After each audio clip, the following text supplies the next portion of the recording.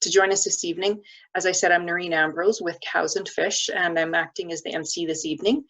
Tonight's session is being hosted by two committees that have been working together this last year during the pandemic to share our outreach and extension and education opportunities, and that's the Southern Alberta Grazing School for Women and the Alberta Range Stewardship course.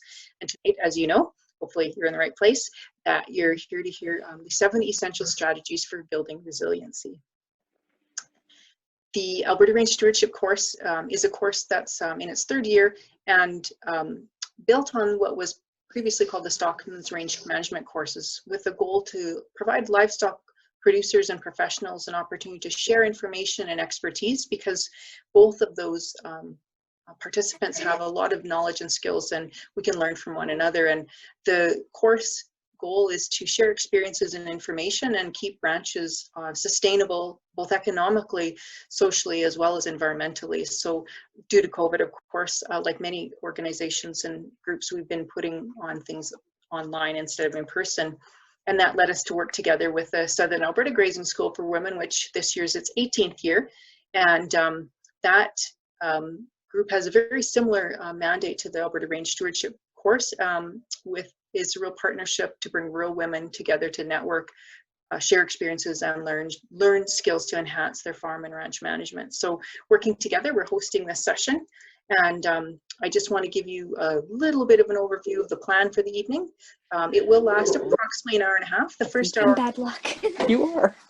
More structured time. And the last half hour will be focused on Q&A, so question and answer period. And there'll be lots of interactivity before that. We are going to record the session. Only the main session where Jeff is talking will be recorded. So the portions where you will be doing some breakout rooms and stuff will not be recorded, just so you know.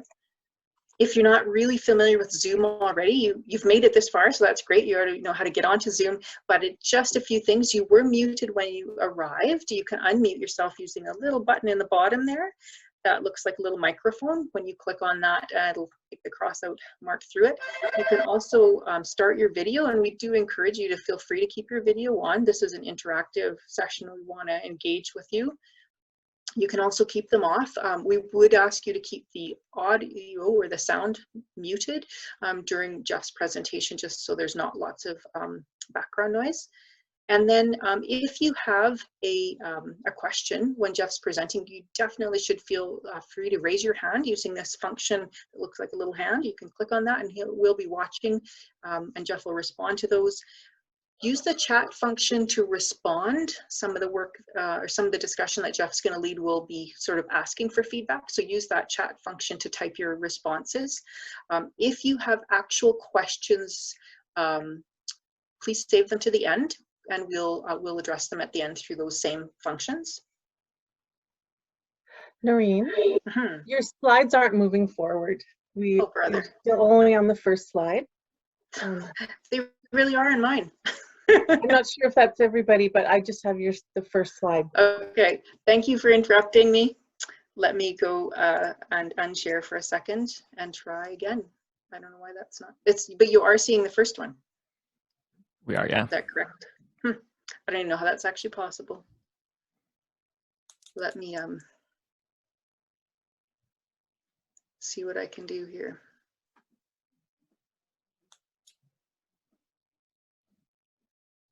Interestingly, it's telling me I can't access the meeting controls at all.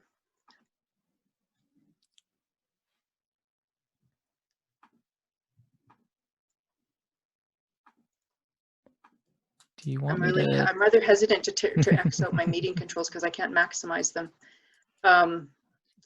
If I disappear for a second, which may happen, you guys can carry on the conversation for the seconds that I may have to. I can't close out of my controls otherwise. Nope, I can't even close them. How would I'll see if I can share a portion of my screen, and yeah, then we can get there we you back go. set up. So thank you. No problem. Okay, thank you. I'm gonna move back to mine then. Are you okay with that? Sure. Yeah, go for it. We'll see. We did test all this, folks. Really, we did. You wouldn't necessarily know it based on what you guys are finding, obviously. Okay, let's try this one.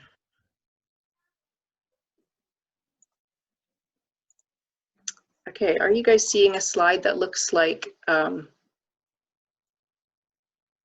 individual? What are you seeing? We're seeing the title slide again.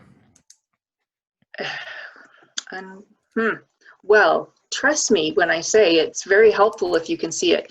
What I'm going to do is I'm going to continue to move through the content so we can move forward. And what I'll ask is anybody who's actually struggling with finding those buttons, please raise your hand or put a note in, and we will make sure that we can share, because I can send this to the rest of the committee also has this. Jeff, did I send you this PowerPoint in case you need to share it? I don't think so. Okay. But you can. So I'm going to keep moving. I have technical challenges. Jeff is going to tell you all about the format of his session, but there's going to be pieces that he's speaking interspersed with other breakout rooms and interactive pieces. So that'll be an opportunity to actually try out some of the activities he's showing us how to work through. And one of the things that we want to do today is also understand who's here joining us today. We recognize that many of you may have come from the agricultural sector because that's who we were trying to reach out to, but we also know that lots of other folks may have joined us. You might be urban, you might be rural, you might be hoping to have a spring come soon. Maybe you're getting tired of this COVID thing. You might be young, you might be old. But what we'd like to understand, because our primary audience was, of course, to try and reach out to agricultural producers, ranchers, and farmers, we want to just understand who's joining us today. The content will be equally relevant wherever you're coming from, but I'm just going to ask one of my co-hosts to launch the poll, and if you could take a second and tell us what best represents you in this poll.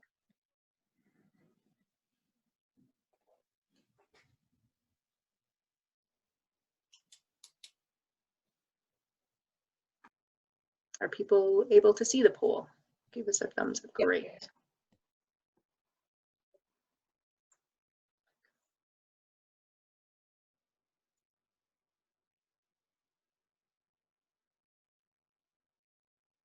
So if you haven't done a poll before in one of these sessions, all you have to do is click on the thing that best fits you and hit enter, and that just gives us a sense of who's joining us today. So we thank you for doing that.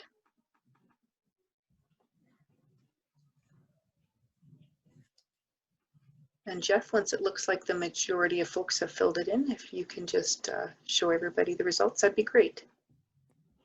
Can people see it, or do we have to stop the screen share? People can see it. Perfect.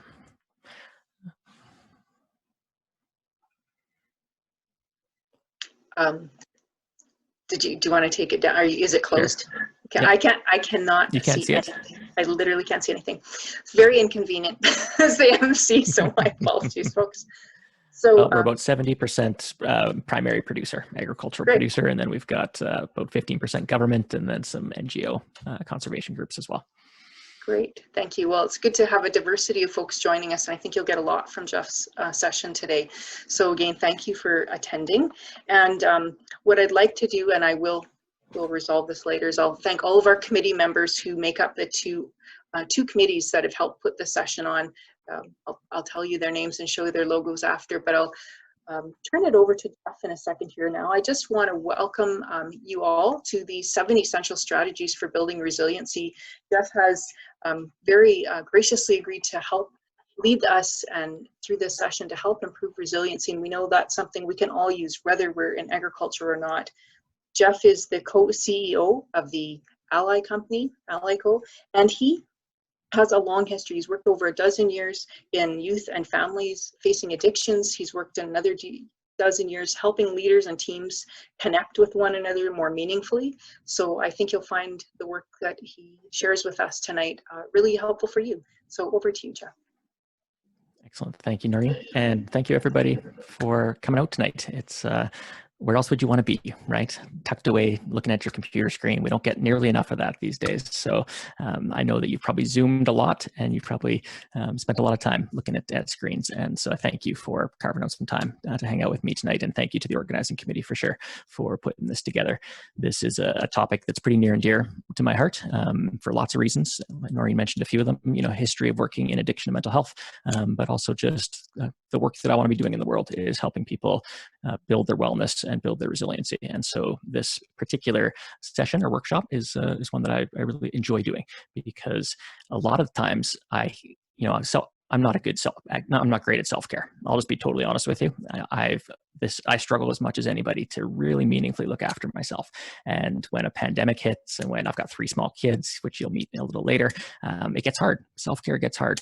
And when I go and I Google self-care, I get a lot of hits, and a lot of it is go to bed earlier, drink more water, do some yoga, go on a vacation, all well-intentioned, well-meaning advice, and doesn't quite cut it for me. I need some deeper strategies. I need some things in my life that set boundaries. And so we're going to talk a little bit about some of those deeper strategies tonight. And there's more content than we're going to have time to get through. If you saw the workbook, it's pretty thick. We're not going to get through all of it. We're going to do bits and pieces of it tonight, but you'll have it to move forward with. And so you can use it to pour yourself a cup of tea in a couple of days and do a few of the exercises that we might not get a chance to do tonight. My hope is that you walk out of here with, an overview of all 7 strategies, and that there'll be a few in there that really resonate with you, and you'll be able to move forward in a meaningful way.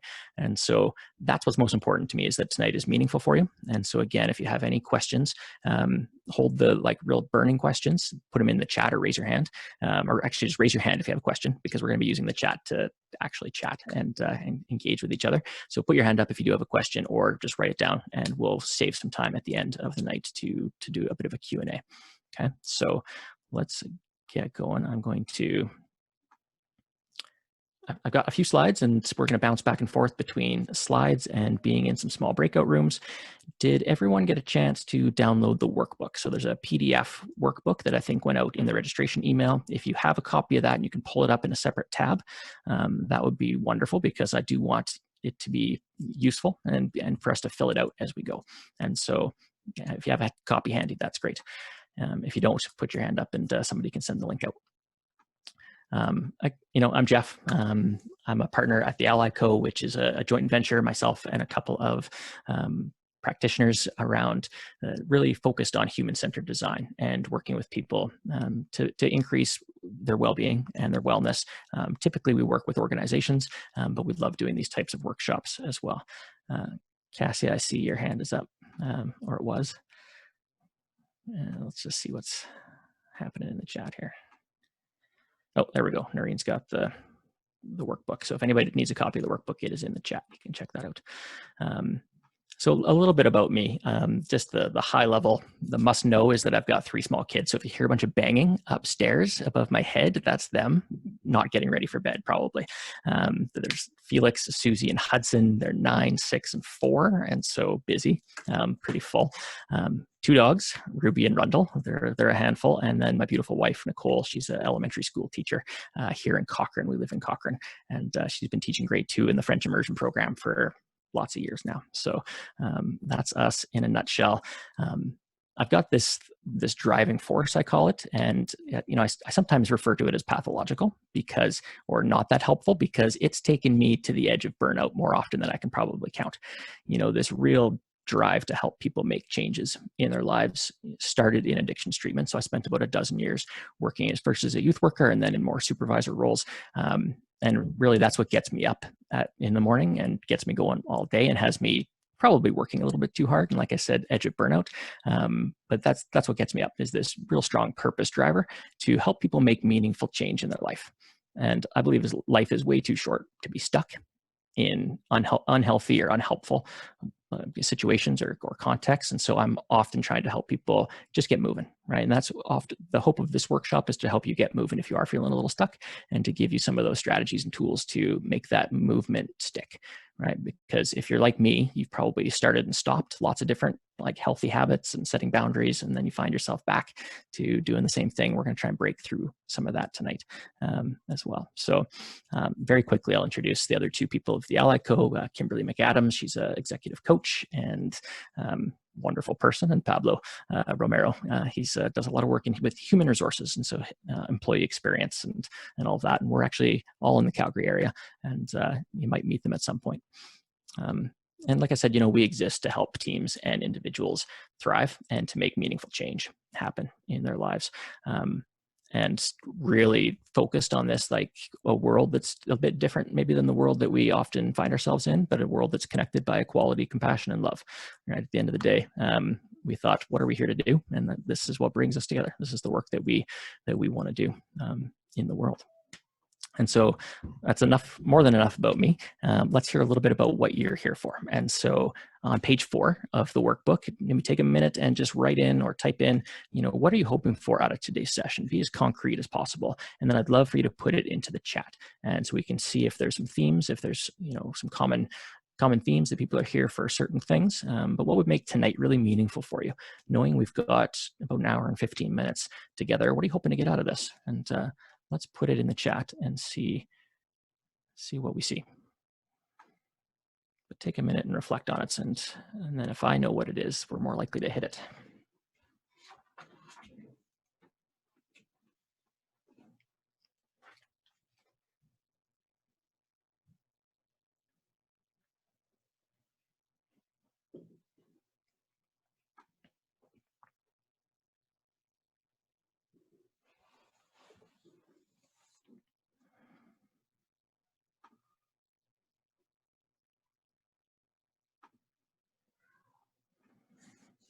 So I'm seeing balance. I'm seeing some skills to assist other people who might be struggling.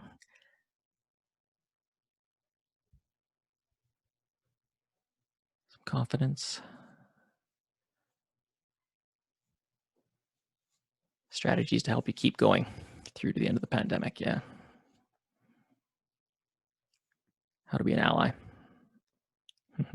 Nora, that's not funny. We're actually going to talk about strategies to be more self-centered, because a lot of us, self-included, struggle to be self-centered and often find myself putting other people first, and that's a recipe for burnout. And some coping strategies for stress, I would imagine, or just the busyness. How to handle trade-offs. So this is great, because this is where this workshop is really designed for, is to deal with some of these underlying pieces around boundaries and balance and trade-offs between what we care about, our different values. It's less about that silver bullet advice around, we'll just take a few of these and call in the morning. That's not the type of workshop we're at. So Carla, how to not take things so personally. Awesome. Okay, keep putting stuff in there if you haven't yet, and we will revisit it, or we'll at least keep what you want to get out of this workshop front and center for yourself as we go. And if we're not getting there and we get to the Q&A at the end and you need something, then absolutely hold on to that and ask about it. So I actually want to just start with a little bit of a story about how this came to me. These ideas, these strategies, they're all things that I've had to implement in my own life. So I'm in that privileged position of being able to test them with my clients when I was working in addiction and mental health treatment, and then also test them on myself. Do these actually work? And do they work? Can I implement them in my own life? A couple of years ago, probably, I want to say 5 or 6 years ago, I found myself standing at my desk at the office, and my hands started to shake, and I started to get kind of cold and clammy and sweaty, and my heart started beating really fast. And I've been blessed for my entire life, and still am, with very stable mental health. And so I didn't think for a second that I was having a panic attack. I thought I'd picked up the flu somewhere along the way, and I was having, or an allergic reaction to something I ate. Like, it didn't make sense. And so I left the office and I called my doctor and said, I need to come see you. Something like, I'm sick. And so I get in there, and before I know it, he sat me down at a computer and he's having me fill out one of those screening questionnaires, like a mental health screening questionnaire on anxiety. And of course, I've seen a dozen of these before, and I've used them with my clients. And so as I'm filling it out, I'm like, oh shit, I have an anxiety disorder. Like, where did this come from? And sure enough, I was diagnosed with a moderate anxiety disorder. And it really shook me up, because up until that point in time, I'd not had any struggles really to speak of with my mental health, and thought that I wasn't susceptible to that. I had this, a little bit of a helper complex, and, too manly, too strong. There's lots of reasons probably why I wasn't thinking mental health for myself. And so it turns out that anxiety made a ton of sense in my life at that point in time. I'd gone on insulin for a diabetes diagnosis. My wife was pregnant with our third child, and I was having a major battle with our funder, one of, a major government institution around funding and what programming needed to look like. And that, just the weight of that all came together. And it's not that different right now for a lot of us, with the weight of the different responsibilities and obligations and pressure and stress that are colliding. So it's that collision of stress that did it for me. But it was really useful for me in the long run, great for me, because I got to test out some of these strategies and I got to take seriously my own self-care. Because I would say up until that point, it had been something that I talked a lot about and I advocated for, but I didn't actually practice that well. I certainly didn't make it a priority in my own life. And so we'll talk a little bit about that. How do we prioritize that as we move forward? So this is stuff that I've learned the hard way myself, and probably had to learn a couple of different ways. What I believe is that when we're talking about wellness or resiliency, we're actually talking about 4 different things. And it's kind of our experience in these, what I call the 4 domains of wellness, that are what matter.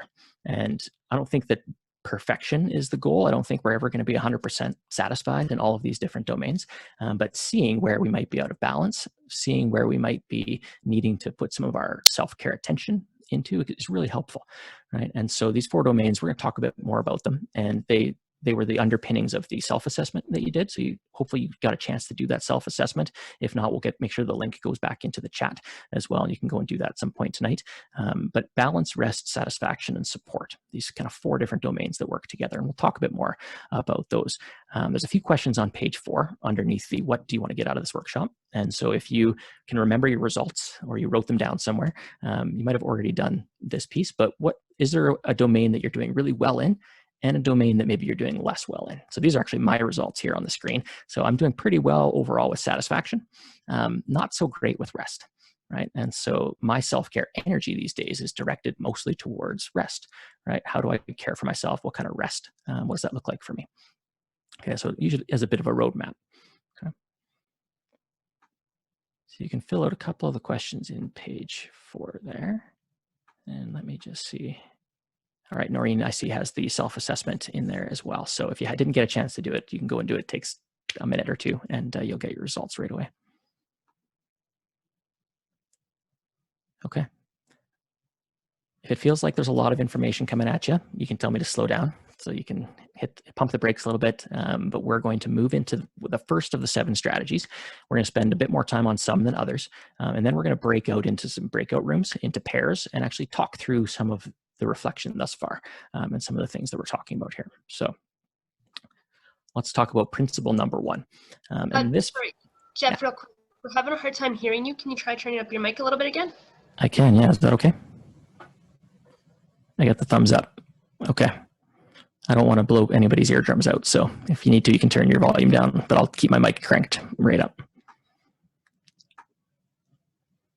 Okay. All right, so principle number 1, this is essentially this idea of balance versus capacity. I think a lot of times we think about our wellness and our resiliency as this balancing act, this like teeter-totter of trying to stack up different priorities and trying to keep this kind of mythical balance of all of life, right? All of life, trying to keep it kind of in this, I guess, some sense of being balanced on the whole.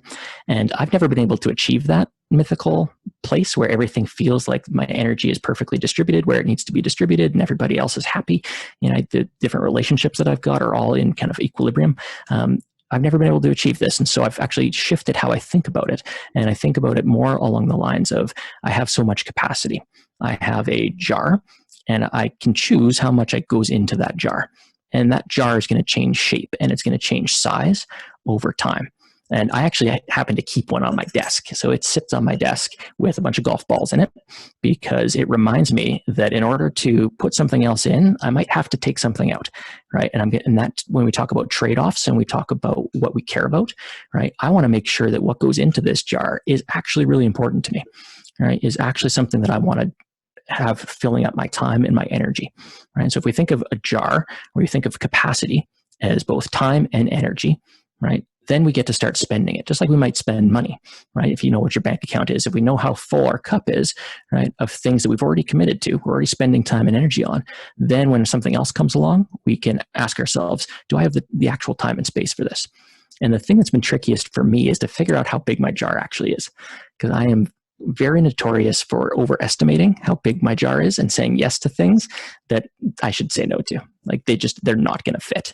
And they're not going to fit because I have unrealistic expectations of how much capacity I have, right? And so this is a very real phenomenon for me right now, because I'd like to think that like COVID's not actually impacting me that much, but it is. It's impacting my capacity, right? There are other pressures that now exist because of it that mean I don't have the same kind of capacity.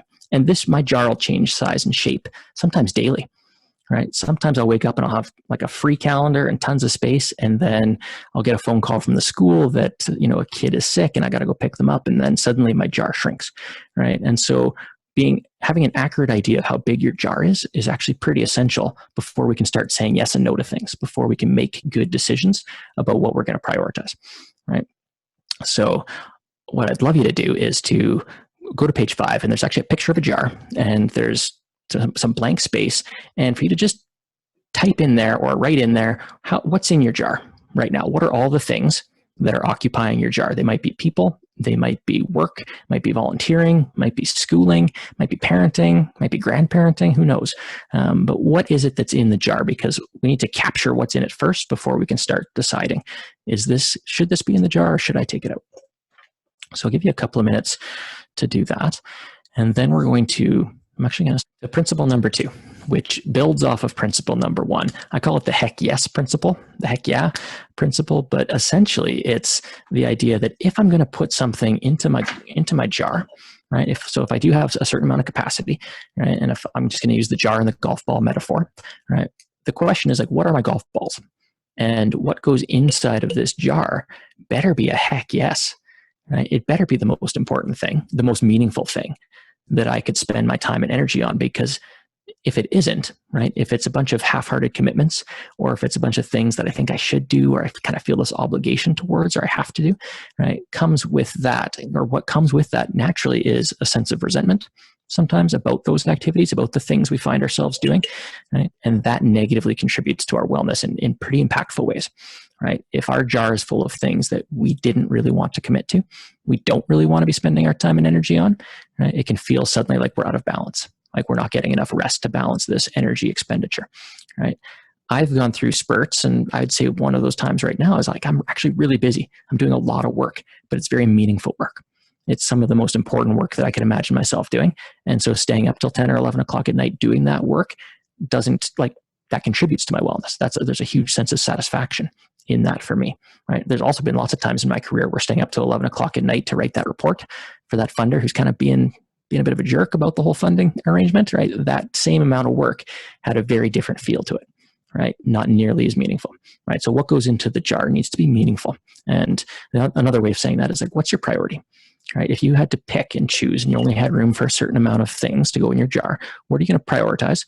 And by default, what are you going to deprioritize?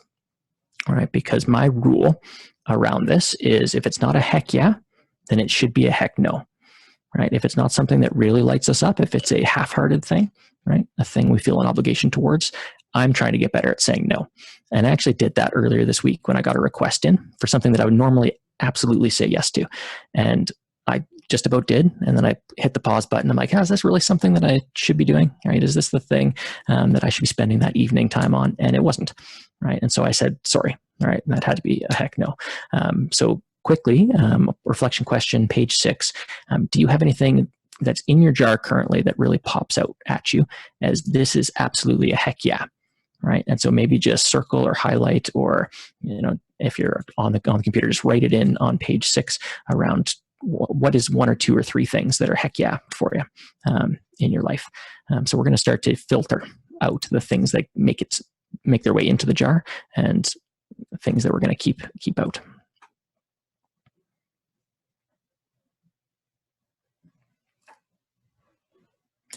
So Doreen, you've got a great question about what if you can't control whether your golf balls go in the jar or not. your kids and family are your golf balls, but they live in BC, so you can't see them. And so we're actually going to talk about that.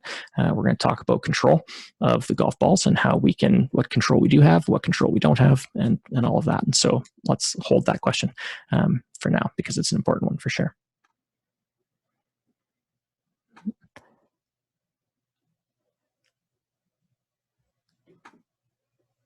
All right, and principle number 3.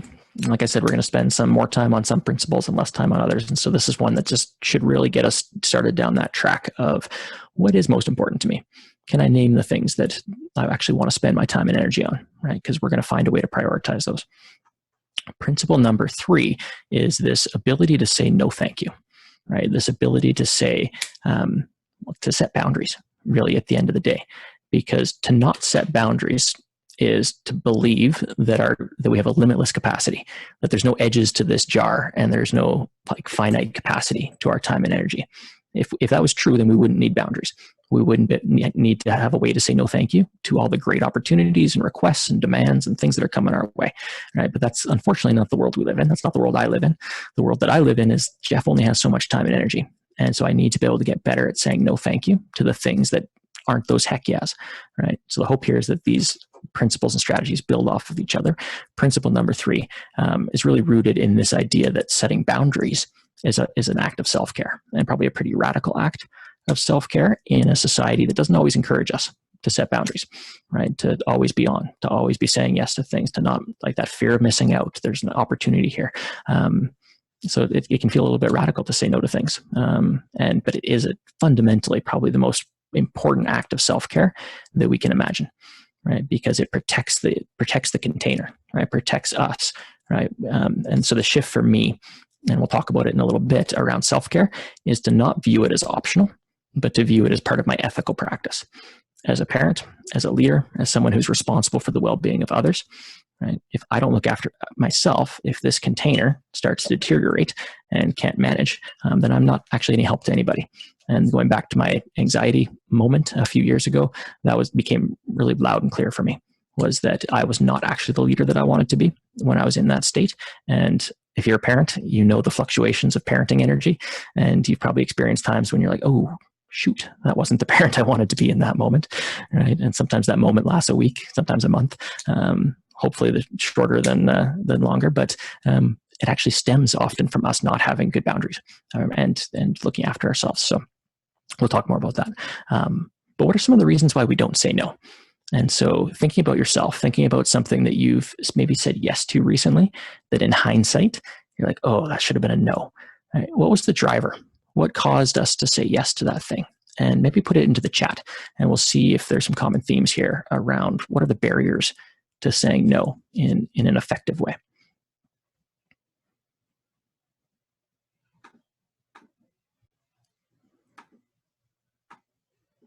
So we've got a few classic ones. Guilt, sense of obligation, wanting to help, avoidance of other things, procrastination by saying yes to everything, sense of obligation, not knowing what's yours to own,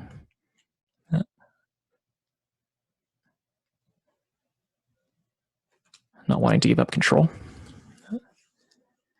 Something needs to be done, and it won't be done if I don't do it. And so that's a classic one if you've ever been on a volunteer committee of some kind, and it's crickets when somebody asks who's going to actually do that, and somebody inevitably has to step up. Yeah. Okay. So lots of common reasons, lots of shared experience around why we don't say no to things, some of the barriers that get in the way of us setting a meaningful boundary. I put a few down here. We saw guilt, we saw expectation and obligation. There's a certain level of fear, I believe, that's at play here, right? What's going to happen if I say no to this? Is that opportunity going to come back my way, right? Fear in relationship, is this going to disconnect me from this person or this group of people? What does it mean? So being liked and feeling important, I think, fit in there. Being valued, fear of missing out, unclear priorities, all of these things we're wrestling with anytime we go to set a boundary, right? And I guess the question I have for you tonight is that, are any of these good enough reasons to say yes to something that isn't a priority, right? To have a golf ball, to have something, a heck yeah, that you want to get to, right? That you've been sidelining, and you can't get to it because you keep saying no to all the other stuff, or you keep saying yes to all the other stuff. You just can't say no to something. And so the challenge coming out of tonight is actually going to be to practice with some boundary setting, right? And to figure out where and how we can set boundaries that don't disconnect us, that maybe aren't as fearful or full of guilt as we might assume, right? So we're going to do an exercise in a little bit around that. But it really comes down to this kind of 1-2 punch, I call it. The fear plus guilt, right? It's kind of a 1-2 combination that oftentimes has us getting stuck and saying yes to a bunch of things that we'd rather say no to, right? And so one exercise that's been as important for me as goal setting is actually fear setting, is actually looking at the fear right in the face of saying, like, what would be the worst that could happen here if I say no to this opportunity, or if I say no to this request? What's actually might happen? And actually walking down that road far enough until I'm satisfied that either, yes, I should be very afraid of this thing, right? Or no, those fears are in my head.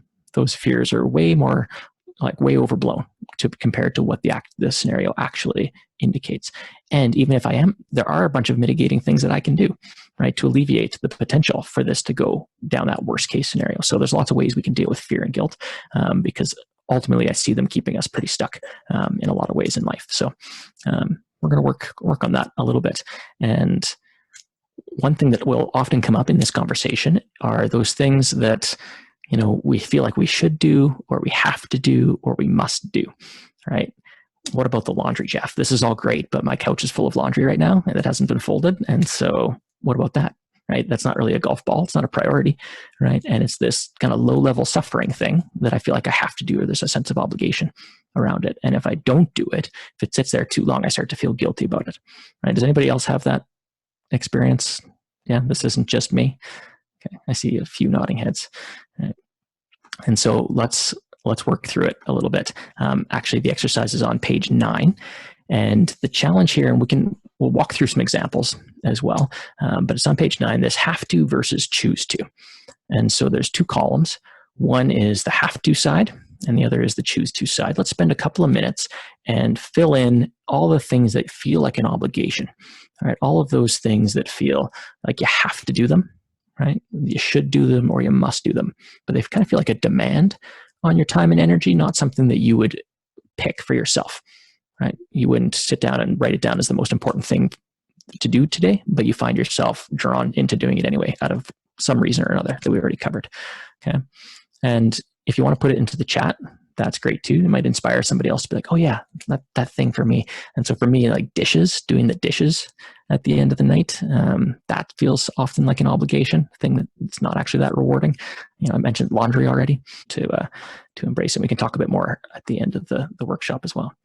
But we're going to keep moving because I'm gonna watch the clock here and make sure we still have time for some Q&A. And I actually have nothing else on tonight, and so I'm happy to stay a little bit past the hour if we need to. Let's move into principle number 4, which really is a deeper exploration of our values. Because when we're really clear on what our values are, decision making, saying heck yes to some things and saying no thank you to other things, actually gets a lot easier. And so we're going to start with a little bit of a coffee analogy or a tea analogy. If we have any coffee and tea drinkers in the crowd, you probably wouldn't think of trying to make a cup of coffee without a filter, right? Without something to catch the pieces, the particles, the coffee grounds that you actually don't want to consume, right? We wouldn't think of doing that. And yet we do it all the time in our own life. We let things get into this jar, right, without getting filtered out first, right? We don't have some layer to say, actually, that thing doesn't belong in my jar. And when we actually ask ourselves, like, what am I using as a decision-making filter in my life? We often don't really know. Right? We say yes to whatever comes our way, or we just say yes to things that come in a certain sequence, right? I was having a conversation with a colleague not that long ago, and she's been part of a book club for years. In the last 12 months, she hasn't really wanted to be a part of the book club. I'm like, well, why are you still part of the book club? Like, why is that decision being made? Well, it's already in the jar. I'm like, well, that sounds like a terrible reason to keep something, like keep doing something is because you've always done it. And yet probably if we examine our life, and if I examine my life, I'm sure that there's numerous things that's like, oh, I'm not sure if that thing would get through now, right? If it would get filtered out. Okay. So, and sometimes our filter belongs to other people, right? Sometimes it belongs to our kids. We're doing things that are important to them, our employers, Who knows who else has values and goals that are creeping into and, I guess, interfering with our own filter. And so a question to ask yourself as you're going through this exercise is this actually my filter? Are these actually my own values and goals, or do they belong to somebody else, or are they shared, right? Are they shared goals and values? And I encourage you to move past what usually happens when we start talking about values. People will say, well, I value my family, or I value health, or I value something pretty kind of abstract at the end of the day. I'd encourage you to actually drill down a little bit and define your values, right? So it's easy for me to say that purpose is a really strong driver for me, but what does that purpose actually mean? What does it look like? Right? And so these are some statements that I've generated that are helpful for me. And so I don't just value family, I value being present and engaged with my wife and kids. And with that sentence comes a set of behaviors that are engaged and present dad, and there are a set of behaviors that are disengaged and not present dad, right? If I'm at the park but I'm on my phone, right, and I'm not actually playing, I'm not valuing family in that moment. I'm valuing work, right? I'm valuing something else, right? So these are mine: purpose, family, and fitness. Has a lot to do with the diabetes diagnosis and lots of other things that have collided to make those the things that are most important to me. But they can change over time. And I'd encourage you to go through an exercise. And there is an exercise in the book. There's a page, I'll get to it in a sec here, that has 100 different values to get you started. And you can kind of figure out maybe what some of those are for you, right? And then define them so that you can make sure that the choices you're making, what's getting in the jar and what you're keeping out of it, is lined up with that. I found this to be the most powerful filter in my own life, are my values. And this quote has stuck with me for a long time, and so I'll let you read it.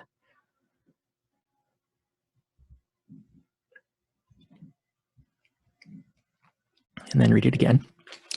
It's true. At some level, if we're not changing something, we're choosing it. And that goes back to that have to versus choose to exercise, because you might do that exercise and you might find something in your life that you're like, actually, I don't have to do this, and I would choose to not do it.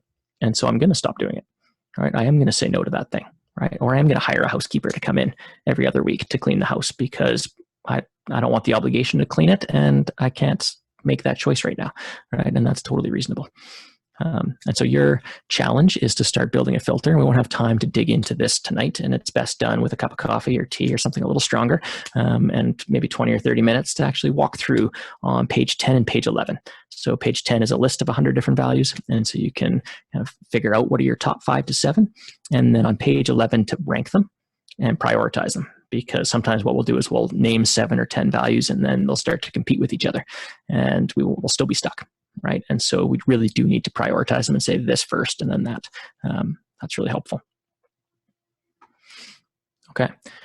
Principle number 5 is this idea that self-care isn't optional and that it's part of our ethical practice. And I already mentioned that off the top of the workshop. What does that actually mean?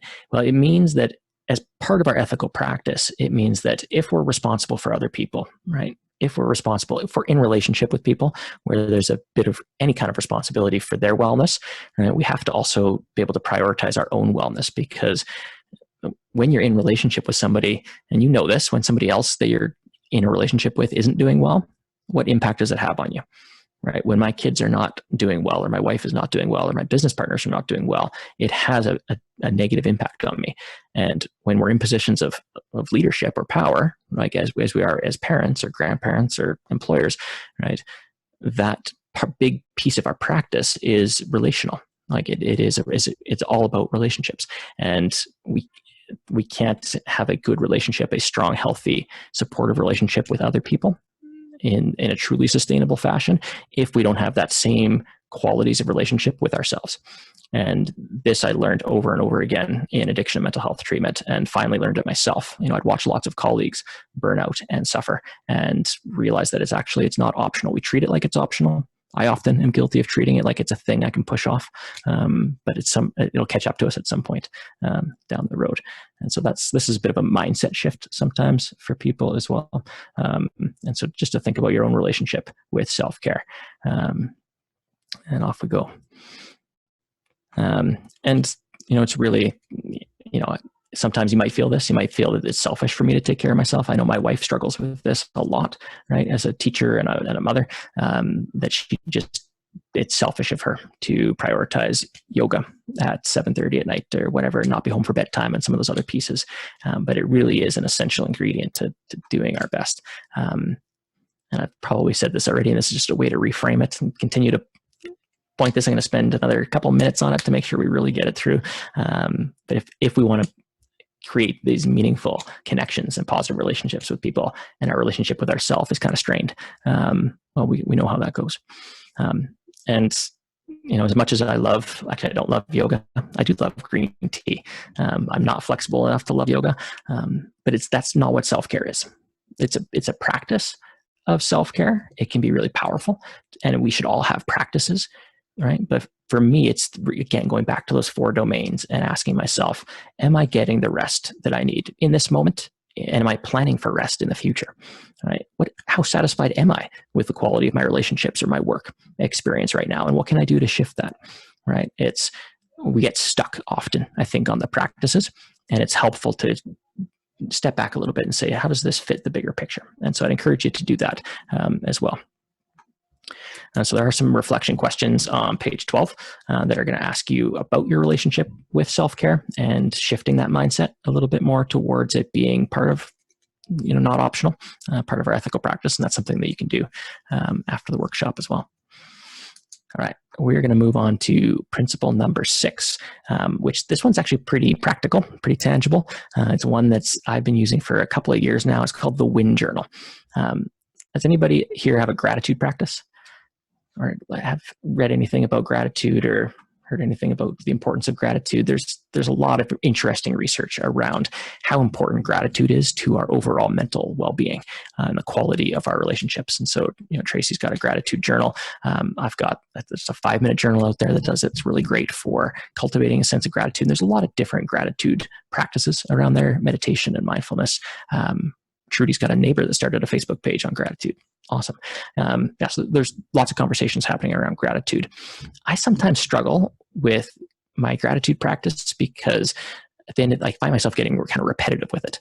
I'm grateful for my kids. I'm grateful for the fresh air. I'm grateful for my wife, for my family. And it gets kind of rote a little bit versus the Win Journal, which is something that is like a gratitude practice, but it's a bit more concrete and specific. And I see that Kathy's raised her hand. So, Doug is asking if gratitude is the same as satisfaction. And I think so. I think that it's a practice to generate a sense of satisfaction, whether it's in a relationship that we're grateful for a person or we're grateful for an opportunity. And it's like a sense of work satisfaction. For me, they're pretty synonymous. And gratitude is a practice to increase satisfaction. And there's lots of different ways that we can do that. All right, so let's talk a little bit first and foremost about this idea of what we focus on and how it grows in our attention. And so we used to do an activity with families when they first came out to the center. So it was a wilderness-based addictions treatment program out in the Ghost River forest land use zone.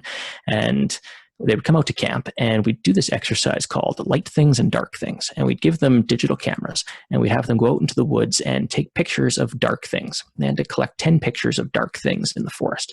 And they would come back in and they would inevitably have 10 pictures of dark things, dark trees or bushes or dirt or rocks.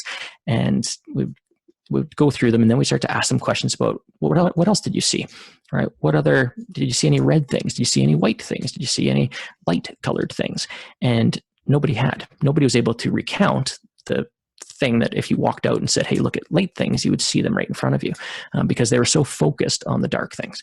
And so this idea of what we focus on magnifies and grows in our awareness is really true, right? And so when we start to expect things or we start to look for things in a certain way, we'll start to see them everywhere.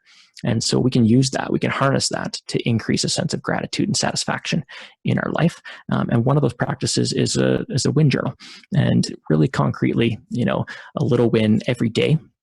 Sometimes I send an email to myself. Sometimes I write it down in my actual gratitude journal. But really it's about cultivating an awareness and a sense of satisfaction and growth and progress in life, right? So if we have a goal, right? I have a goal around fitness because it's a value of mine, right? I need to capture the wins because they can be few and far between, right? So a win today is that I did get my run in, right? Even though I pushed it back for a few hours, right? And so every day has a win, there are lots of wins that we can capture, and it's tuning our filter a little bit to see them. So some sort of gratitude practice I would consider to be a win journal, and something that I highly recommend that everybody, if you don't have one, start to cultivate one of those. And so let's do that right now. Let's look at page 13. A win. What's a win for you today? And if you want to pop it into the chat, it's always nice to hear other people's wins about, what went well today. Right. So I'll give you a minute or two to do that.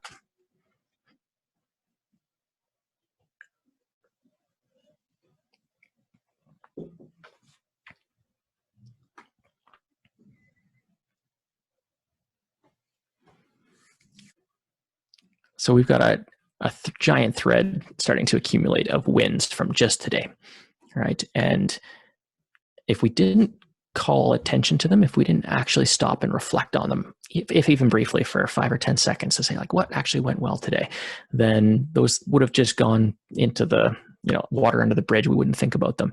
And yet in this, I can see tons of values, right? I can see tons of things that are important to you, right? The things that draw our attention, the things that we'll notice as wins in our life are intimately connected to the things we care about, to our values, right? And so maintaining diet in the face of fresh cupcakes, why is that a win, right? Because discipline and responsibility and your diet, right, is important to you, right? Otherwise that wouldn't be a win. It wouldn't be something that you notice. And so this is also a way, if you're finding it difficult to really identify what your values are, start thinking about the wins, right? Start thinking about the things that are, that you want to celebrate, and see what value lives underneath of those. That's a great way to do that. So, all right, we're going to jump into the last principle here, which is principle number 7, which I think is probably, at least for me, has been one of the most important principles, one of the most important set of strategies. So I call it the one thing. The one thing, if you take anything from this workshop tonight, I'd love you to take more than one thing, but if you take one, make it this one, because it doesn't actually matter what the challenge is, I don't believe, right? And I saw this in addictions treatment, is that we had addiction and mental health and trauma and family breakdown and all kinds of things that were coming in the door. It didn't actually matter what came in the door, because the development of community around ourselves, and especially when we're struggling with our resiliency or our wellness, the community actually is the answer to that thing, right? It is the answer to the problem. And specifically speaking, we need 2 types of communities, right? Not just this kind of broad, ambiguous idea of community, but 2 very specific functions that a community will play in our lives. Okay? And so the first function that a community plays is a support community. And these are relationships or groups or things we're a part of that offer us support. So that might be place to cry if we need to cry, a helpful nudge, hold our hands, give us resources, give us tools and strategies. So I would like to think that in some small way, I'm a part of your support community tonight, right? Offering you some things that I've learned over the years that have been helpful for me in this domain. So support community is where we go to access resources and support. The other type of community is a challenge community or an accountability community. And these are the type of relationships that hold us accountable to the things that we say are important to us, right? And so give us some tough feedback if we're acting out of alignment with our values. They hold us accountable to things that we said we're going to do. And for me, give me a little kick in the pants. So actually, somebody who's part of my challenge community is a fellow named Vince. He's an executive coach and a good buddy of mine, and former Canadian military and rugby player, and has about 100 pounds on me probably. So he really is, he's one of those big burly guys. And he's my accountability partner for exercise. And so he'll text me, did you get your run in today? Right? Doesn't do it every day, but often enough that I know that Vince is thinking about me. And I told him, this is one of my goals. I want to do this. And he takes that seriously. And so do you have somebody in your life, or do you have a small group of people that are willing to ask you the tough questions and not let you kind of weasel out of your obligations that you've made to yourself? And so that's the difference between the 2 types. We need the support often, and we also can't forget about the challenge or the accountability, right? Somebody to hold us to task sometimes. At least I know that I need one. And if you don't have one, if you can't point to both of those functions or relationships in your life, then I suggest just building one. Just start building one. You can connect with somebody, a friend, a colleague, I don't necessarily recommend that your spouse is your challenge partner or your accountability partner. That relationship is often full of enough things that we don't need to add a layer of accountability into that, but just what anybody else can do. My 9-year-old gets to be my accountability partner for that value around being present and engaged. And so he gets to give me feedback. I encourage him to give me feedback. If I've committed to doing something with him and I either drop that commitment or I'm kind of half there. Right. So he's got full license to say, hey, Dad, you're on your phone again, right? If we're at the playground or if we're out for a bike ride. Okay. Carla struggles a bit with the challenge community. It's hard not to think of failure when given tough feedback. Yeah, maybe we can line up a separate call or we can talk about it after the fact here, but giving feedback is an art. And when we can make it really meaningful for people, it goes from being tough feedback to being meaningful feedback. I often give really hard, tough feedback to people, but because I know they're going to take it because it's connected to their values. So again, all roads lead back to values. If we know what somebody cares about, the feedback becomes meaningful for them and not just like Jeff's opinion about something. Anyway, I'll try and stay on track. So your challenge is to actually open up your calendar on your phone or your computer and make an appointment with yourself. So looking over the next week or two and just put in your calendar, call so-and-so or send an email to so-and-so, somebody that you want to connect with, either to build more supportive relationship or just to connect with, or to maybe have a conversation about being an accountability partner for something that's important to you, whether that's some goals or some values that you want. So different community ideas, different ways that you can think about community. A peer group is often really helpful. I'm a part of a peer group of coaches that we meet once a month and we support each other and hold each other accountable. You can join mastermind groups or courses. You can certainly join different courses, one-to-one coaching, mentorship. At the end of the day, a relationship with a therapist or a counselor is really a support and accountability partnership, kind of designed for that, right down to just somebody that you text with on a regular basis. Doug telephones somebody every day, right? So that you might already have practices around this, and just to remember that exists and that you can do that, and that it makes a difference. Okay. So pages 14 and 15, we don't have a ton of time tonight to dig into, but my hope is that everyone's going to take this away and on pages 14 and 15 actually build out a bit of a resiliency building plan using some of the different strategies from tonight, using the 4 different domains of wellness and setting some concrete goals around what do you want to move the needle on? What do you want to make a meaningful difference on in your own life so that so you don't get stuck. I don't want anybody to be stuck after having a workshop with me. I want there to be a sense of movement and progress and meaning towards something that's really important to you. So we'll go through those 7 essential strategies again here in a second, and then we'll open it up probably for Q&A and conversation. If there's some things that you're thinking about, they're like, yeah, that's great, Jeff, but what about this? I'd love to have that conversation with you. And I'm sure we'll share my email. So if you need anything from me in the next week or two, by all means, everybody can feel free to email me. So again, these 7 different kind of essential strategies, I believe that fundamentally this idea that we only have so much capacity, so much time and energy is really fundamental to our wellness and our resiliency, because it's when we misjudge the size of our jar, when we think it's bigger than it is, or we don't set boundaries around it, it gets full of stuff. And it's that getting full of stuff that really wears us out and burns us out. Which brings us to what goes inside of it needs to be a heck yes. It has to be the most important things, right? And we have to say no thank you to everything else. We have to find a way to set those boundaries, right? And to work through sometimes the fear and the guilt and the obligation that comes with some things that we traditionally might have said yes to, right? And so there might be a little period of boundary setting around, actually, I don't do that anymore. That's not a thing that I do. Values, I think that moving forward, that's a really essential exercise, is if you haven't connected really strongly to a set of values and really articulated what they look like in your life, then it's really hard to make behavior change stick. Right? It's really hard to make those boundaries stick if we're not reminded of why they're so important to us. And that power lives in our values. Mindset around self-care not being optional, being part of our ethical practice is really important. Something super practical, a gratitude practice of some kind. For me, the win journal has been great. Really concrete 1 or 2 things that were a win that day. It takes a minute or 2. That's been really helpful. And then community building, whether that's support or accountability, we need both. And so I'd recommend that you do a little bit of that and do some community building in your own life. So thank you. We're going to jump into a Q&A